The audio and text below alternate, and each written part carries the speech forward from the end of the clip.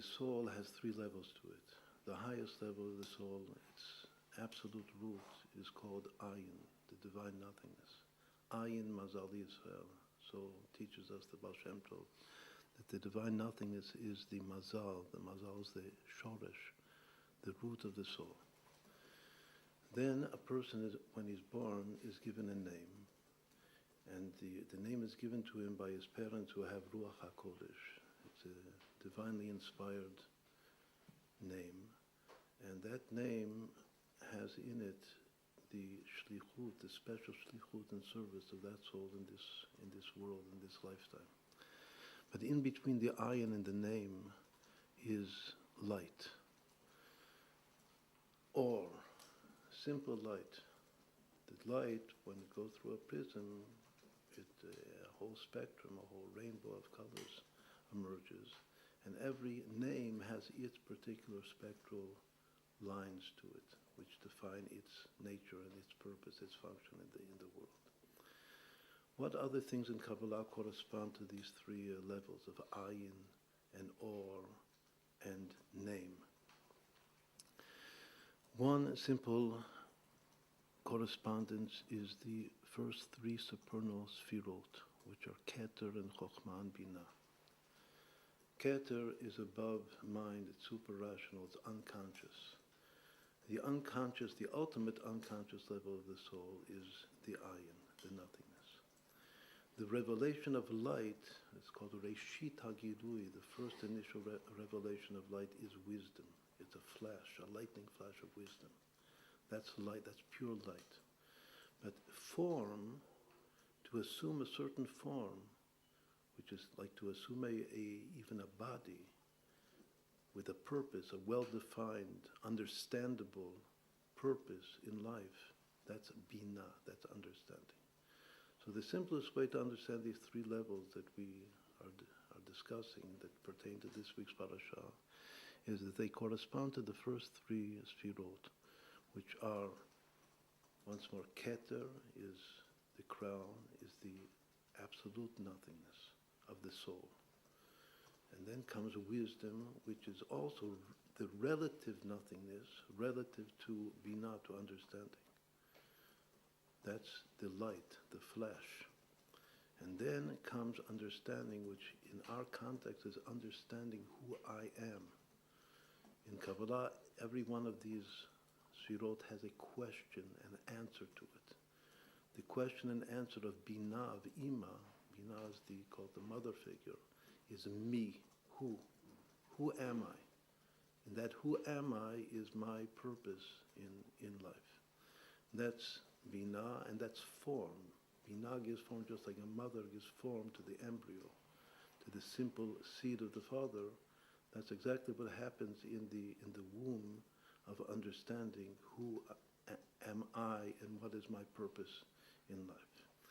So once more, these three levels in general are the first three sfirot of Keter, Chokhmah, and Binah. Another very important triplet of concepts in Kabbalah and Jasidut, which correlates to these three levels, is Nekuda Kav Shetach, which means point, line, and area. When something develops, it develops from a point. First it's a point, which has no dimensions. It's a zero dimension. Zero dimension obviously alludes to ayin. Something is nothing, so it has no dimensions to it. It has no expansion to it whatsoever. It's just a simple, abstract point. The flash, the first flash, like a lightning flash, is the flash of Chokhmah, the line. It's relative to the point. It's like a line, a ray. Light is a ray, just like it says that after Hashem contracted the infinite light, which is for us totally concealed, then a ray of light permeated the vacuum that was created by the tzimtzum, by the initial contraction.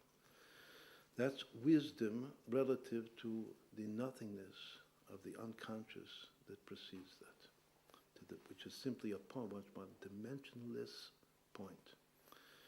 But then comes an area. An area, as if we said that the line is like the ray of light that permeates the vacuum.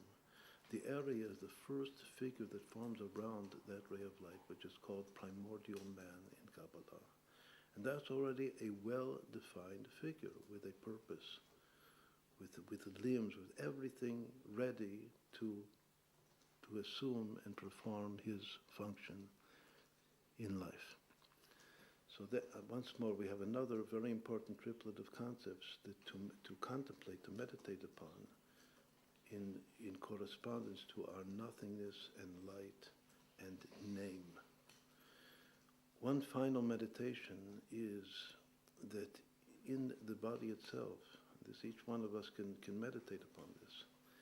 The ayin is reflected or shines in the forehead, which is above the differentiation of the face, of the eyes, the ears, the nose. It's just a pure, simple, unconscious experience, as it were. This is a symbol, this is symbolized in Kabbalah by the forehead. Sometimes people speak of an middle eye in the middle of the forehead.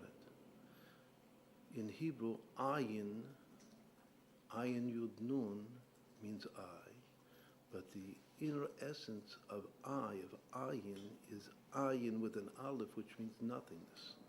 So actually there is no eye in the middle of the forehead, but there is nothing. Nothingness, the ayin, it's as though you have one ayin with an aleph in the middle of the forehead, and then another ayin here, the two eyes, which are each ayin with an ayin. But the middle, the forehead, is the nothingness. Then the light is revealed in the eyes, in the ayin with the letter ayin, spelled with an ayin. That's where the light is revealed. Where does the name come from? The name is expressed, the expression of the mouth. The name is given with the mouth.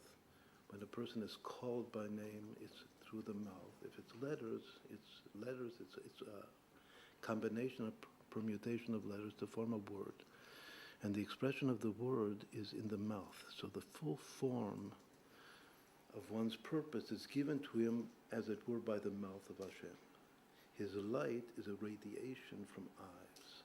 But the origin of the soul is in the middle of the forehead, as it were. Because this is a very deep meditation that a person can meditate himself. It says that in union, to reach the ultimate level of union of souls, like in marriage, one should contemplate and meditate upon the common source of the two souls in ayin, in a common forehead, metzach. This is an idiom, a very deep symbol in Kabbalah, that the ultimate union of souls is only in the forehead, because that's the ayin, that's the nothingness. And nothingness, the two souls unite and are one, absolutely one, in that abstract point of nothingness. So once more, we have now another very, very deep meditation, just in the face itself, that you have the forehead and the eye and the mouth. If those three words are combined in gematria, it equals simcha, joy. Now in the beginning of the month of Adar, Mishenichnas Adar Marbim B'Simcha. So this meditation itself is a very beautiful meditation of joy. And the word joy, simcha, also equals Sod Hashem Lireyav. The mystery of Hashem is to those that fear Him. So may HaKadosh Baruch Hu help us to contemplate these deep secrets of the Torah and to realize that it should give us the joy of serving HaKadosh Baruch Hu, and with our joy in serving Hashem, Uvalat Zion Goel, Mashiach will come and redeem us in the whole world.